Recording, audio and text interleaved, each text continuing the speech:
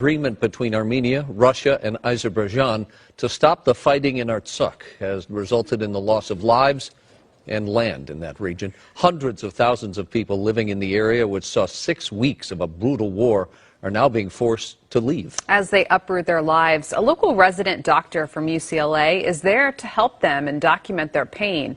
KTLA5's Alina Bovian has more on the heartbreak he's witnessing.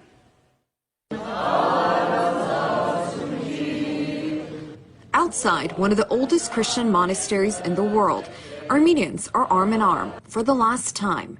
In the mountains in northern Artsakh, this is Dadivang, dating back to the 13th century. I'm lucky enough to have made it to Dadivang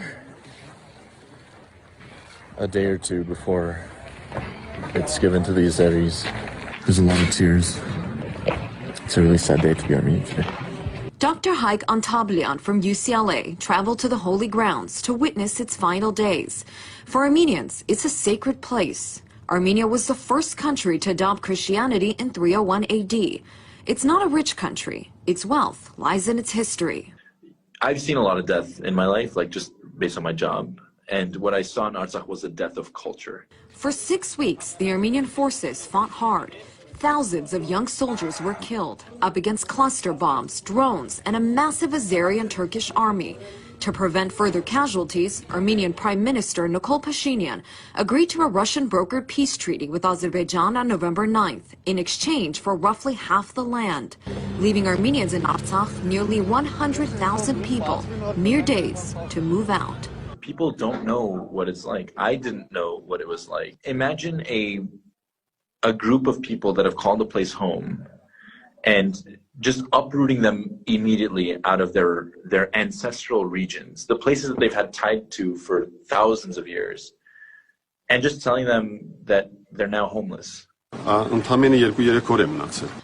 Hovannes Hovannisyan says what happened in Artsakh was a crime against humanity, and the world ignored it.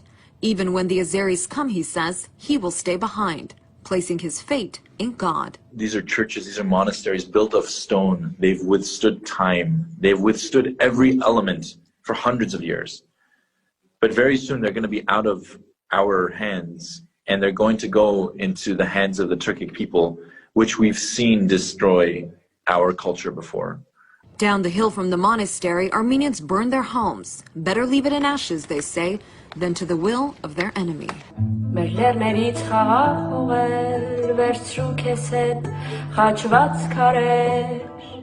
Alina Bovian, KTLA 5 News.